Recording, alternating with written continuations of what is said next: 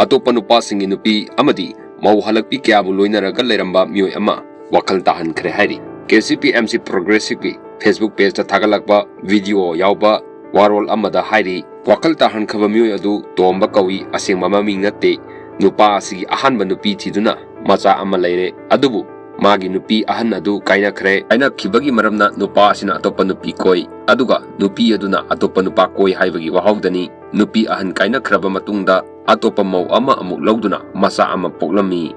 anisuba nupi asigasu amuk makubok manenpoka mo chanade haiduna anisuba nupi asina hairiba mioi asiga amuk kainaki anisuba nupi asina tomba kauba mioi asiga kainabagi laikai imung manungi ahalaman khangna waloisanabagi cie painaduna nupi asina ijadavi oina lising yankai paisa oina pinaba hairakpadagi nupana lising kunthra tamag piduna divorce tauki tombana atoppa nupa amagi loinabi waloisanadana lairibi mau halakpi ama aroma mari thamduna khangnarami tombagi hanagi anisuba nupi kainakrabi nupi aduga amuk yumgi ahalaman khanghandana tombana amuk yumda pusilaki hairi hairiba tomba kauriba mioi asigi mapa mamasu macha mamobu gyan tana leirabadi haiduna punna himinabada yaduna leiminakhre aduga amuk tombaga anisubi nupi asiga amuk khanaduna nupi asi mapamda leiduna KCP-MC Progressive ta wakat thangalakibani wakat asigi matang tigatlaba matungda tomba hairiba mioi asina aroma mari thamlamliba mau halakpi adusu party na kokhatle wahang pong chatharaba matungda